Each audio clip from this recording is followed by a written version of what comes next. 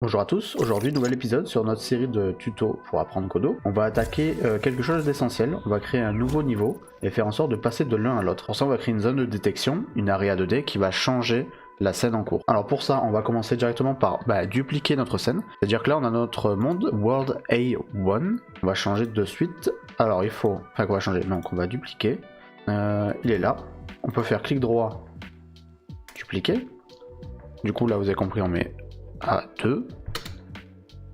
Qu'on va dans le A2, on le modifie ici aussi. Ça évite des problèmes d'instance.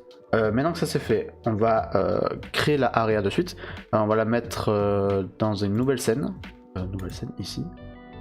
On va appeler une area.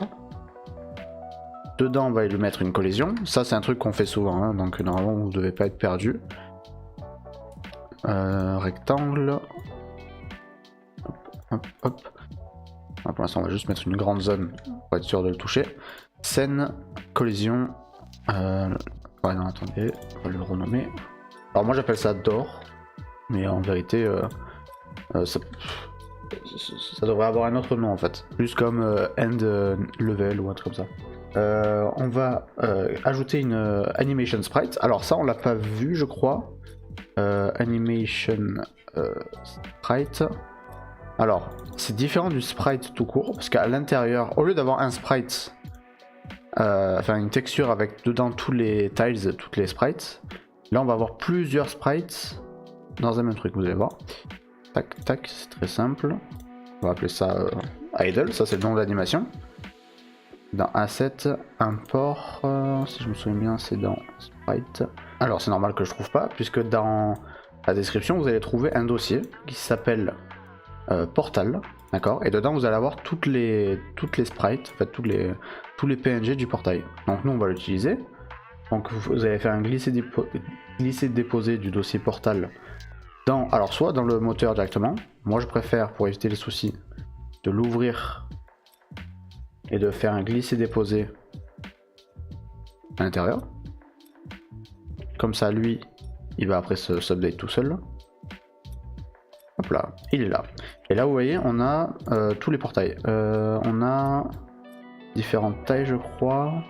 Ouais c'est du 100 par 100. De toute façon on changera ça. Ou alors on l'a aussi comme ça. Mais nous on va utiliser l'autre comme ça, ça vous permet de vous montrer comment ça marche. Hop, on glisse et on dépose dans la trame d'animation. Voilà, là elle est là. Là si on lance, on va jouer sur l'animation normale. Mais c'est vraiment pas ouf. On va mettre à 24 fps. Voilà. C'est-à-dire que la vitesse, le nombre de FPS par seconde, on la met à 24. C'est le truc plutôt classique, même dans la vidéo, tout ça, on reste sur 24. Maintenant qu'on a fait ça, on va lui ajouter un script. Hop. Ah, j'allais l'enregistrer dans script tout à l'heure, l'autre. J'allais faire la bêtise.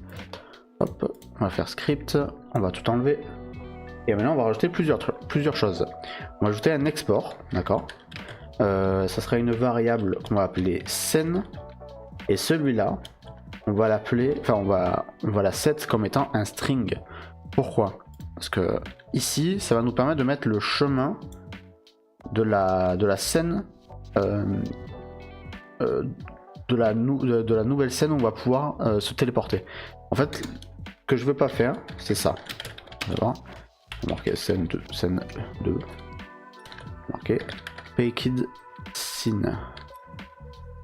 Parce qu'on pourrait faire ça. Ok. Sauf que faire ça, le problème d'utiliser les paquets de scene, alors c'est hyper pratique, on peut directement sélectionner les scènes et tout, c'est super simple, mais c'est de l'instanciation, c'est plus fait pour instancier les scènes, donc l'instancier dans une scène déjà existante, quoi, plutôt que de s'y téléporter. Nous on veut changer de scène, nous on veut pas la faire apparaître, ce qui est différent. Donc nous on va plutôt faire ça, et on va ajouter un export bar, on va appeler ça hide sprite, d'accord. On va le mettre sur false. Pourquoi? Parce que on va faire deux différentes portes, mais dans un même script. C'est-à-dire une porte qui va nous permettre de nous téléporter si on tombe par exemple dans un trou. Ça va nous téléporter, je sais pas, dans un monde souterrain, d'accord, sans avoir à le faire dans une même scène. Et une autre où ça va être une scène avec un portail où il va falloir, une scène, une porte avec un portail où il va falloir une condition pour entrer, genre avoir tant de pièces. Et c'est ce qu'on va faire d'ailleurs. Maintenant qu'on a ça, on va en premier, function ready, dès qu'il est instancié, d'accord. On va regarder si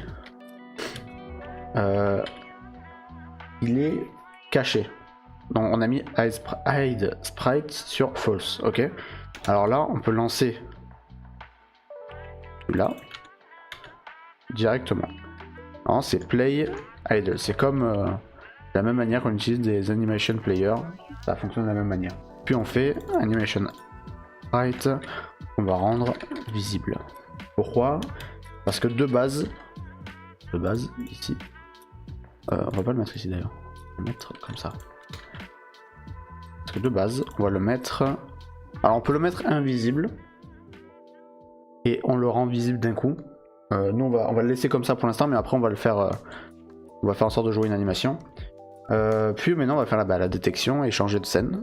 Ça c'est tout aussi simple. Hop. Quand un body enter, si le body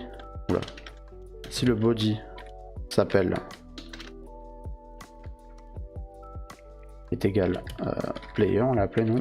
Alors là on va faire un get tree, donc on va récupérer l'arbre et on va changer la scène, pas tout un paquet du coup, tout un file. Et dedans on va mettre scène, d'accord.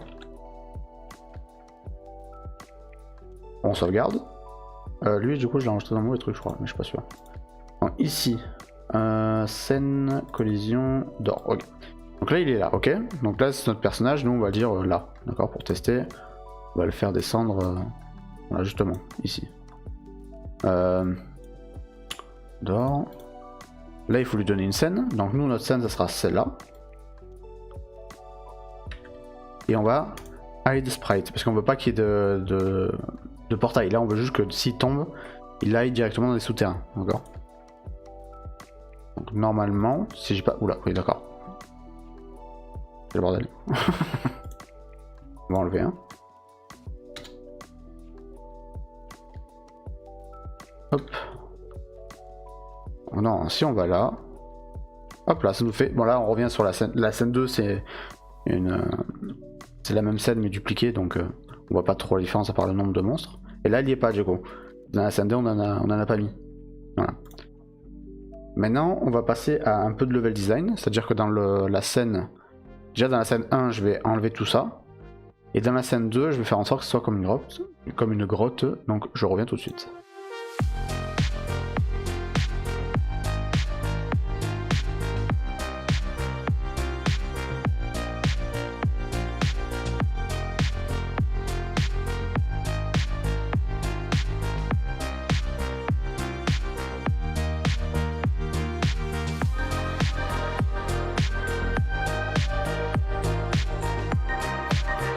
Ok, donc maintenant qu'on a fait un peu de level design, déjà on va tester, voir juste si c'est faisable. Hop, ça nous fait tomber dans une sorte de grotte. Hop. Faut que je mette un peu de pierre en bas, sinon ça fait chelou. Ok, bon ça marche.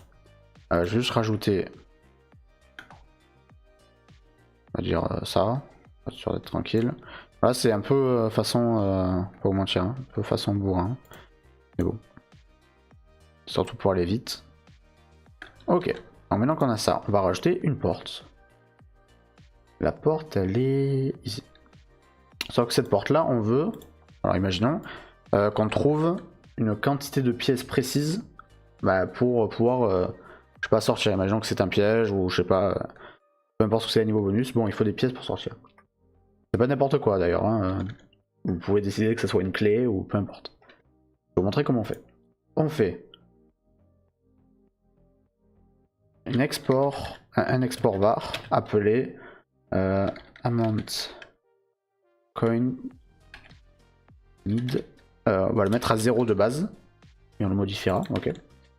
Il va nous falloir ici le UI parce que c'est dedans. Je sais pas si vous vous souvenez, c'est dedans qu'on stocke notre quantité de pièces et on va lui rajouter un petit dans de la scène d'or, un animation player pour le faire spawn en fait. C'est-à-dire que là, juste l'apparaître comme ça, c'est un peu dommage. On peut faire spawn. Mais ça c'est pas obligé parce que tout dépend de comment vous voulez le faire apparaître.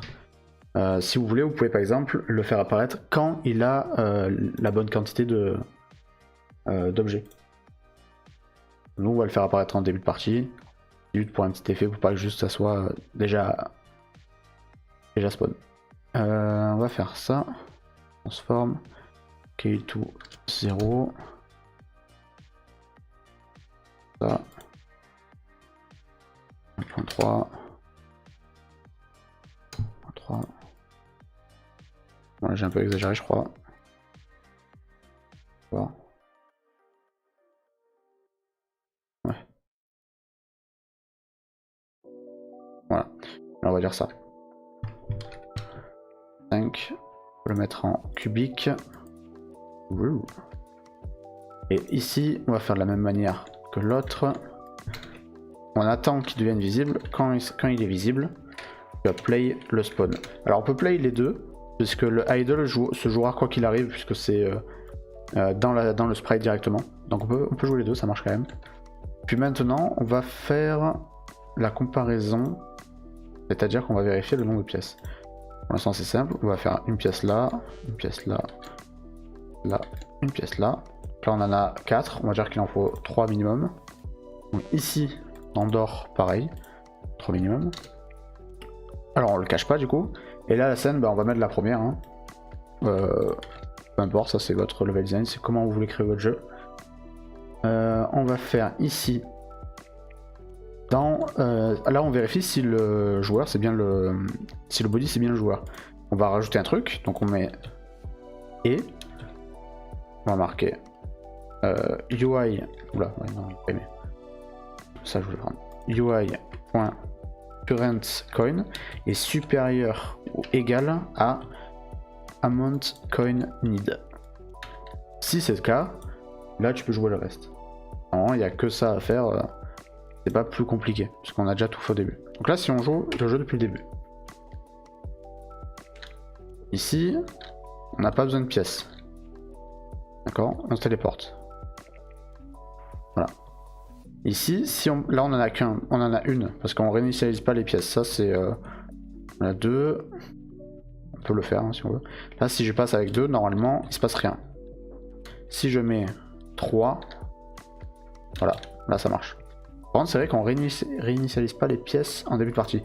En fait, tout dépend, puisque est-ce que les pièces sont un moyen de créer un score pour le joueur, donc à chaque niveau, ou alors est-ce que c'est vraiment des pièces, genre avec un shop, tout ça. Dans tous les cas, je vous montre, c'est très rapide. Ici, dans chaque scène où vous voulez que ça les supprime, soit vous le faites, vous créez une scène, un script approprié, d'accord. Soit directement dans DOR, à chaque fois que vous allez changer, vous allez faire, par exemple, amount coin need, non, n'importe quoi, current coin. Ça c'est pas obligé, hein, ça dépend de comment vous voulez, ça dépend de votre game design, mais voilà, là ça recommencera à chaque fois à 0. Voilà, parce que dans le jeu que je crée là, c'est plus comme un score, comme un truc à ramasser quoi. Normalement, voilà, ce serait initialise.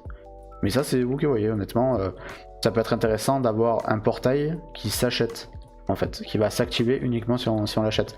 Ce qui peut être, quand j'y pense, archi faisable, puisque on a déjà notre fonction de spawn. Donc arriver, appuyer sur E, et hop, ça le fait spawn, et ça enlève la quantité.